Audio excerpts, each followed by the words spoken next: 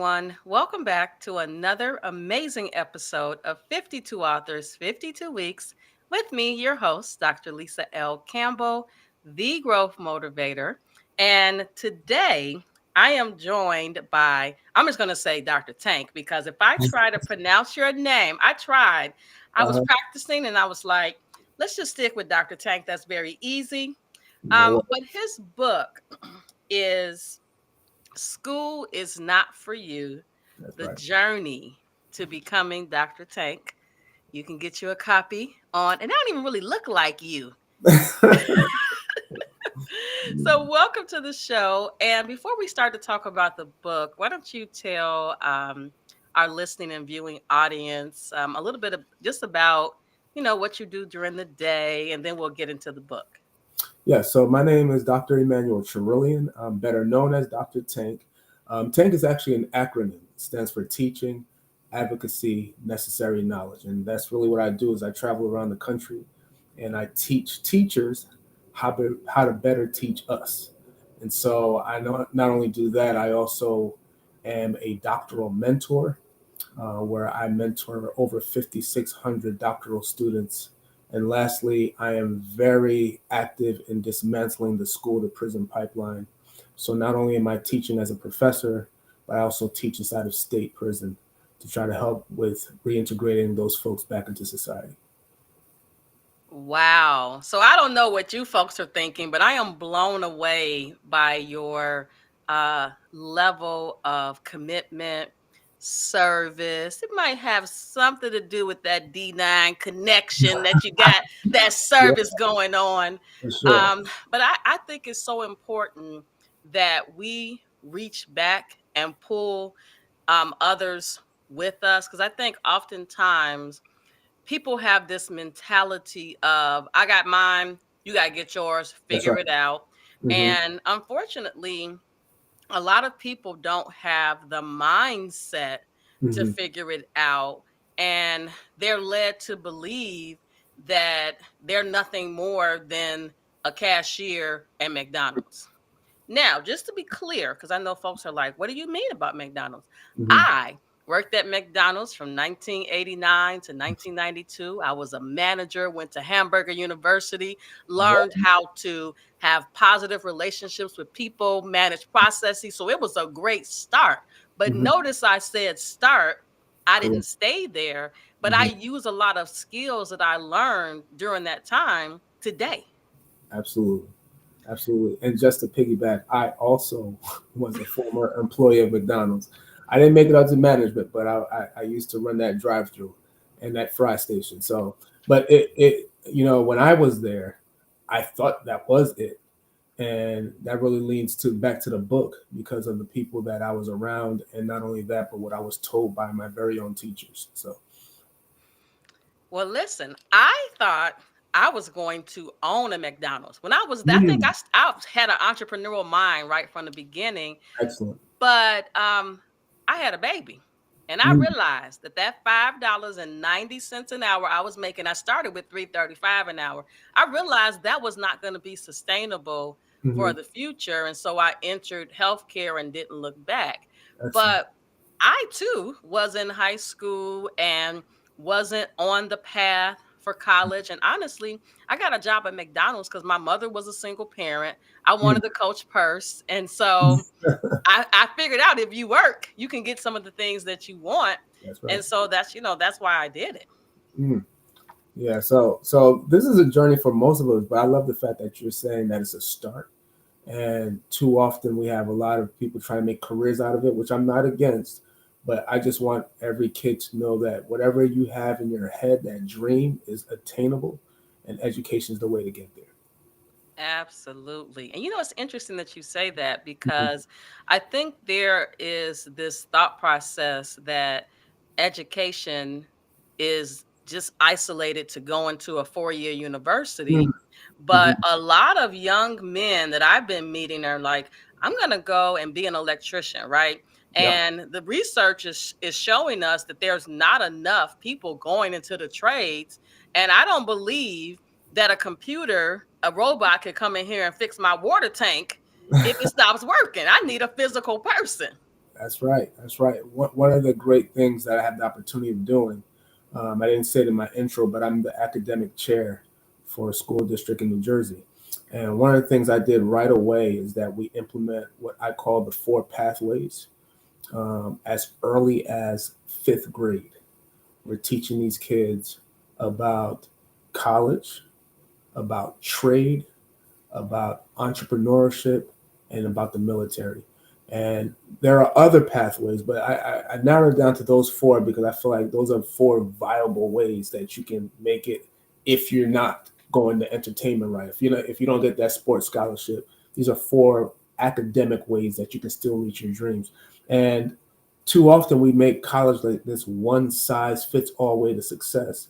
And with the emergence of AI, trade is going to be huge. And our community, do not really engage with trade the way we should. So we talking about carpentry, HVAC, things like that. It's going to be needed. And if we can get kids thinking about that as early as fifth, sixth grade, and if that's their pathway, we should be pushing them that direction, not just telling them they have to go to college. So although I did go all the way to the top, I am very aware that that's not the pathway for everyone. Absolutely. I remember my husband and I did a career day at a school, Mhm. and by initial education, I say initial because just like your wife helped you close the deal on this book, I helped my husband see that Mhm. while being a union electrician was Mhm. great, Mhm. there was more in him. And so today he's a project manager Wow. managing projects that involve electricians so he could bring that experience forward and successfully manage projects from start to finish. So Excellent. I think there's some value in going into the schools early. Oh And yeah. honestly, I think all too often, career day is about a fireman, a policeman, a doctor, a lawyer, but there's so many other industries that young people can go into, but they need to know about them early on. And unfortunately, they may not have someone in the household who has gone down that path. So Mhm. it's up to us that have to go into the schools and present our professions to them. Correct. But even going a step further with that, the school has to recognize that as well. And I find too often it's the school that do not recognize these other pathways. And so they only promote one. So then the kids do what they hear is being told to them. So if the school is aware of the different pathways, they are now going to bring the different pathways before the students, which can then help with those aspirations. So that's why in the position I'm in, I know I have built more influence to kind of get that message going and start talking about CTE as early as possible, career technical education. And so I'm glad that that's something that you already resonate with and is pushing as well. Yes. And speaking of CTE, only because, we're recording this, it's division rounds, Super Bowl coming along soon. I can't wait. But I'm reminded of how the percentage of boys that can make it into the NFL, the NBA. I just finished reading Malcolm Jenkins' book, Deion Sanders' book, Stephen A's book.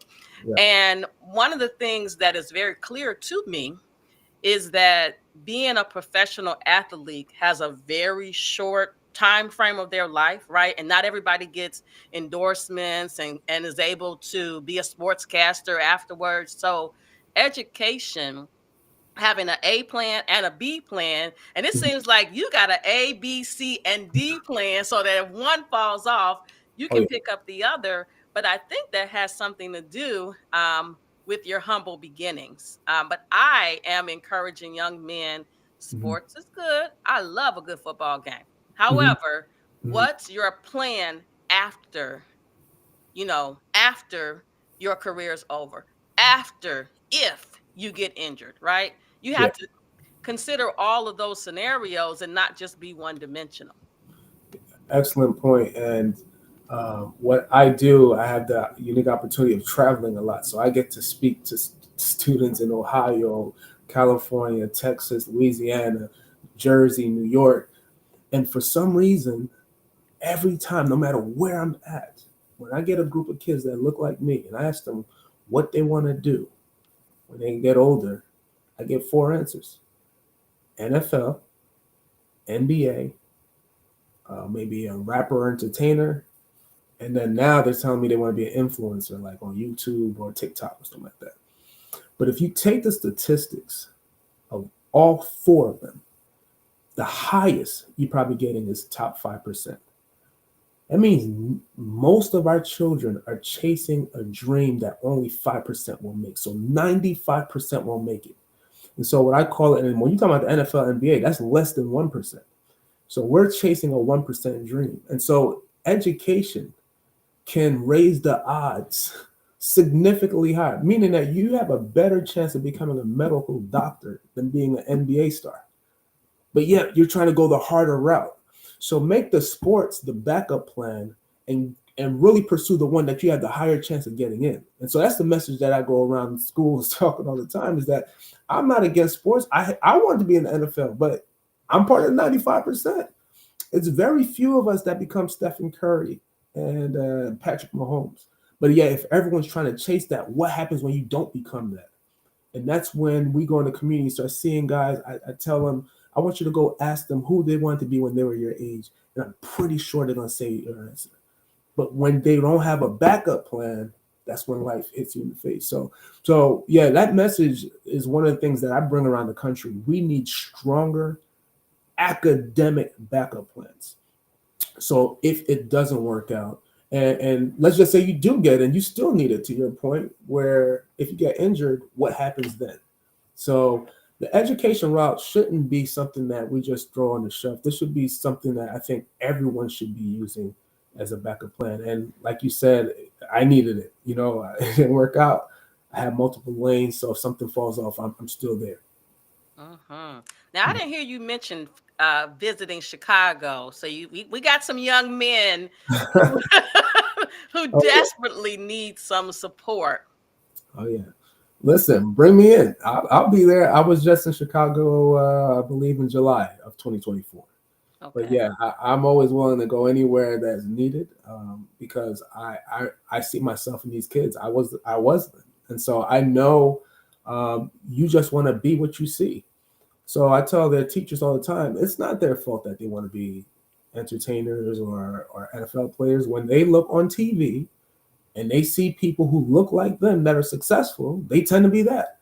So we have to do a better job of taking people who are project managers, who are entrepreneurs, who are professors, and show them and come into the schools and show them how you got there so that way they can start seeing success outside of those four traditional pathways. Absolutely. And I mean, when it comes to sports, they don't Mhm. even know our story. Like, Yeah. how long did it take for us to get black quarterbacks? Because they didn't think Oh we were wow. smart enough, right? Hmm. Hmm. So when I look at the screen and I'm watching all the games, so I'm seeing Jaden, I'm seeing I can't even remember all their names right now, but I'm looking at them and I'm like a proud auntie, just Hmm. seeing them, do their thing. Lamar, right? All of them. I'm just really excited for them, but I'm also looking at what they're doing outside of football because all it takes, and this is no lie, Yeah. this season, Hmm. first regular season game, Hmm. I think it was the first regular season game, the Bears won. I kid you not, 5 minutes after that game ended, me cheering, I fell down some steps, Mm. fractured my ankle. So I Oh was been on injured reserve the whole season because I literally was shut down. wow. But what these young men don't realize is that it's that one injury that could end their career, Right. and they have to be able to pivot. And my Hmm. daughter actually met a football player who got cut. And, Mm. she kept saying that he just kept talking about football. And I'm like, hey, tell him to call me. Mama can do a coaching session with him Oh yeah. because he needs to be able to move to the next. Right. But he was stuck Yeah. and didn't want to let go. So I told I her, wonder if he knew, like, does he know any other thing outside of football? If you work so hard, these guys that get into the league, they pour their life into it. It's not easy to get in. So if you get in and they take that from you, when I say they, you get an injury, something like that happens, and you don't have you really don't know where to go next. You didn't have a plan B. This was it. And sometimes I hear a quote. It can work in some situations, but it can also hurt you. There is no plan B because it distracts from plan A. And some people are that laser focused, but then when life happens, then what? Right. So, yeah, so well, listen, I don't know if you watch Hard Knocks, but I watch Hard Knocks. I've been out the last couple of seasons. I haven't watched it, but I'm a huge Hard Knocks fan.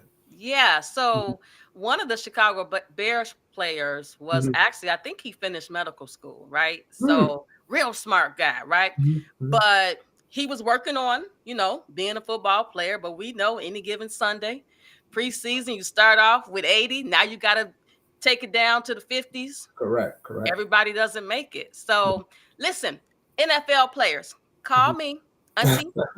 Auntie Dr. Campbell, you need Yeah. a coaching session to figure out what's next to get out of that rut. But listen, let's get back to the book. Yeah. I really enjoyed reading about your beginnings. And Mm-hmm. so tell our listening, viewing audience just a little bit about your Haitian roots, because that I am a world traveler. That's why I have an A, B, C, D, E, F plan, because I love to get stamps on those passports. But tell them a little bit about your Haitian roots. Yeah, I felt it was important for me to do that. I am a professor, and I always start my classes asking, "What do you know about Haiti?" And most of my students don't know anything about Haiti. They quickly go to what I call a deficit perspective.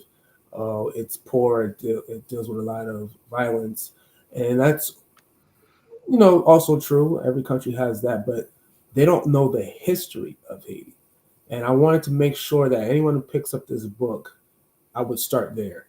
I would start to correct a lot of the history. If I ask my students who's Napoleon, everyone knows Napoleon for some reason. But then when I ask people that look like you, they have no clue. And so I wanted to talk there, start the story there, and just talk about how that Haitian drive, independence, um, Black cultural pride um, started before us. That's in my blood. It's in my ancestry, and it spills over into the work that I do now. And so, when you see why do I care so much about minority students or the curriculum and making sure that it's diverse and talks about different narratives, I wanted you to see the connection to that's the kind of people we are. We are the first Black republic, the first successful slave rebellion. Without Haiti, you don't get the Louisiana Purchase. So you got to really understand that history to understand who these people are and why they have so much cultural pride. And even when there's so much going on in Haiti, why people still love their country. That's what I wanted to start the book with, to really put that connection and how it influences my work right now. I love it. And it's unfortunate, but Mm-hmm. two things. A Yeah. lot of kids that we interact with will Mm-hmm. never leave their city, Yeah. right? So they rely on what they see on social media Yeah. or what a family member told them that something is. But the other thing is the lack of desire to read. Mm. And I believe that a lot of the things that we need to know is hidden in books, Oh yeah. and the people are banking on us not reading.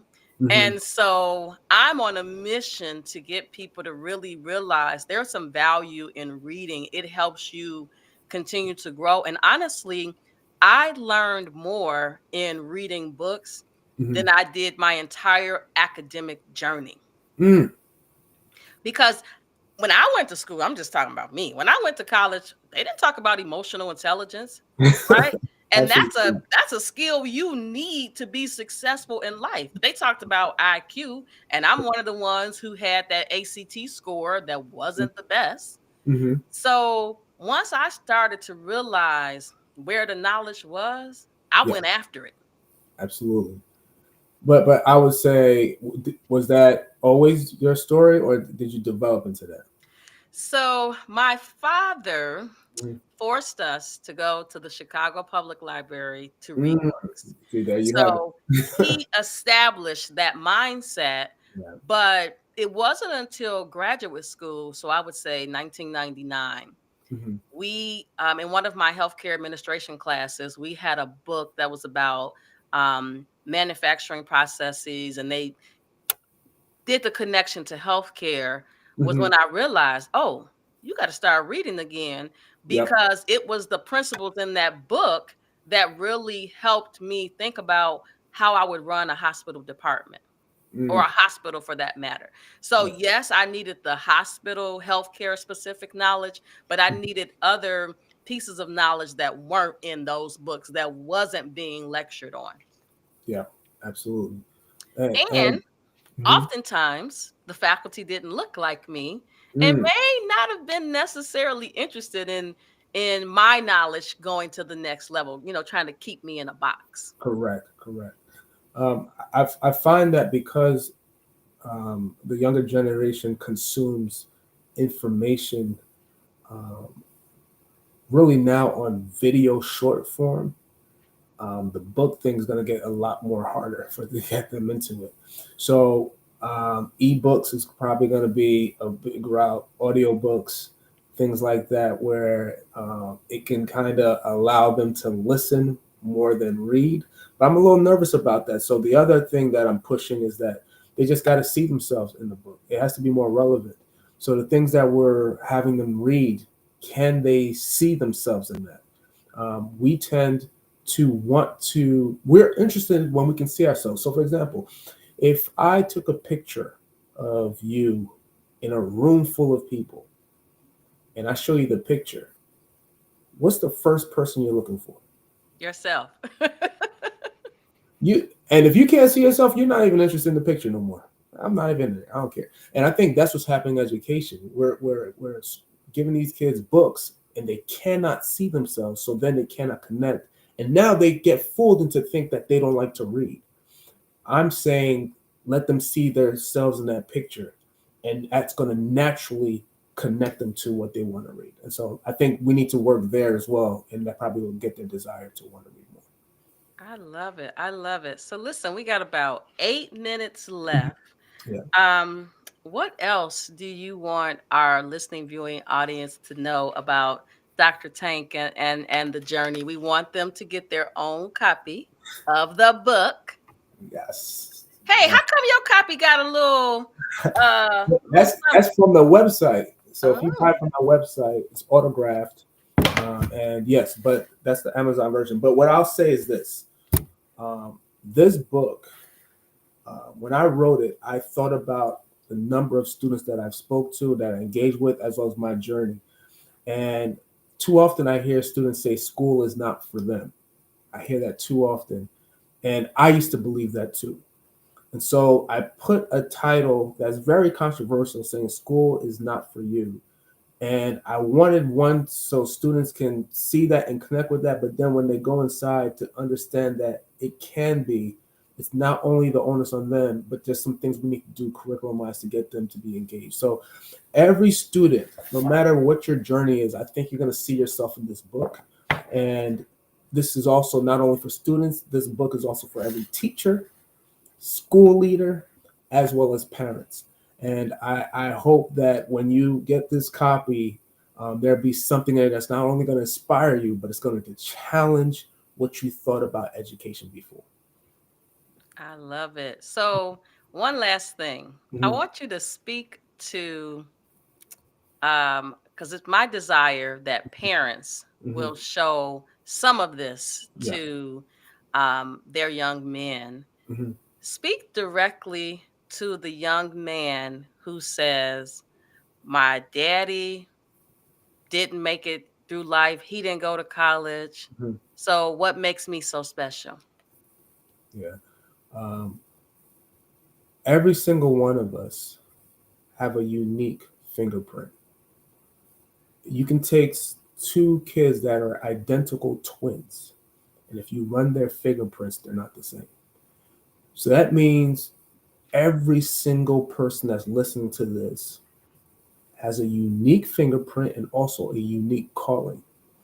And even if your parents didn't do it or your friends didn't do it, that's not your path. You have something to do in this world. There's something that you can do that it would take a lot of us a lot of effort to do. But for you, it's natural. You need to find that gift because you have it.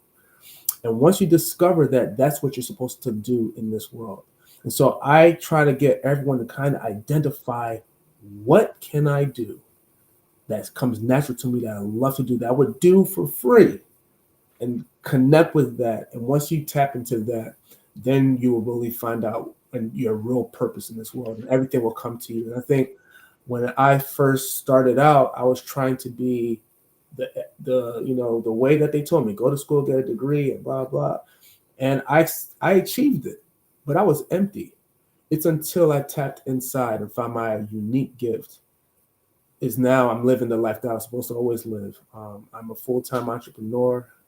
I wake up when I want. I do what I want, when I want, how I want. And that liberty only happens when I discovered who I really was and what my gift is to the world to give. And so I will challenge all of you, do not try to be what people are telling you to be, but find that inner voice within you. I call it God or higher power, whatever you want to call it, but connect there and align with your purpose so you can leave this world and give us the gift that God has given you. I love it. So Mhm. before we go, please tell our listening viewing audience where they can find you. I found you on Instagram. I guess that's where the older people hang out at. Are you on TikTok too? Yes, I'm on TikTok. Yeah. Doing pretty well on TikTok. I think I got 24,000 followers. So yeah, Oh, let me go on you, over to you just TikTok. follow me on TikTok. It's at Tank Educates, TankEDDUCATES, two D's. On Instagram, I'm on Facebook, LinkedIn. My website's www.tankeducates2ds.com. You can find a book on my website. If you buy it on my website, I will give you an autographed copy, or you can also get it on Amazon. All right. But like I said, my whole purpose of writing this is to make sure to help you find that gift that's inside you, and don't do what most people do, is that they take their gift with them when they leave here. Make sure Mm. you leave here with everything empty. All right. So I like to tell my students, leave this world empty of your gifts. Well, listen, that's enough. So, Mhm. everyone, this has been another amazing episode of 52 Authors, 52 Weeks. We'll